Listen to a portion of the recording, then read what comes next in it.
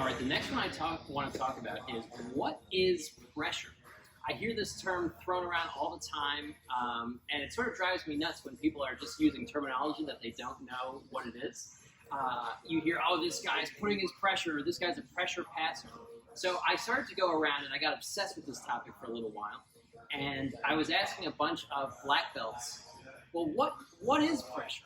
And I asked about 40 black belts from freshly promoted to world champions, and they really struggled to give me an answer to define what pressure actually was. So then I had the pleasure of doing a private with Rodolfo Vieira, and he described pressure as a well-adjusted position. And I thought that that was such a great explanation. But I wanted to give my thoughts on pressure and show how it could be applied in different ways. So if we're here, and let's say I'm in predator's half guard, okay?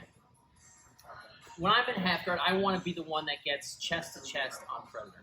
And if I do this in a way where I just grab my hands together, then if predator keeps a really tight half guard from here, and I try to get this leg in here and try to escape my leg from the half guard, it could be tough. I'm not putting a precise amount of pressure on predator while I do this. But if I adjust my position well, then I could do something like this, where I bring this cross-face hand all the way into his armpit, okay? I contort predator's spine, where I put him all the way over here towards me.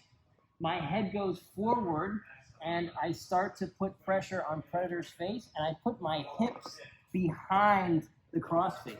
This puts extreme pressure on predator. And now, to do half guard, his legs and his body needs to face me. But I've changed the position of his spine where his head faces this way. So his legs are trying to hold on this way, and his head is going this way. So when I'm here, and I bring predator through this position, I put my hips behind it, now it becomes so easy for me to extract my leg and move into that position. So that's clear and obvious, sorry predator, my apologies, a form of pressure where I'm using my weight to really help me. And what's so interesting is I looked up the definition on dictionary.com, and it says, pressure is the continuous physical force exerted on or against an object by something in contact with it. And that describes what I just did there to predator. But if you go to the Merriam-Webster's dictionary, there's actually a different definition of pressure, where it says pressure is the constraint of circumstance or the burden of physical or mental distress. So my argument to you is I can put pressure on my opponent without necessarily exerting all of my weight on them. So if I'm here and I'm passing predator's guard, and let's say I go into this headquarters type position, what I've done is I've made it so that predator cannot do any of his guards, okay? Predator, try to get closed guard from here. Predator, try to get butterfly guard from here. Try to get lasso guard from here. Try to get De La Riva guard from here. Okay, I've constrained the circumstance of which he's in, okay? And then from here, I have so many options myself. I have knee slices that I could do. I have float passing that I could do. I have leg weaves that I could do. I have an ability to get my knee to the ground here and pop through. I have so many different options for predator. And what I've done here is I've put him under a constraint of his circumstance where I necessarily didn't use the same amount of weight that I was using with the other example, but what I did was I put him in a situation where he's constrained, where he can't get to the positions that he wants to get to feel safe.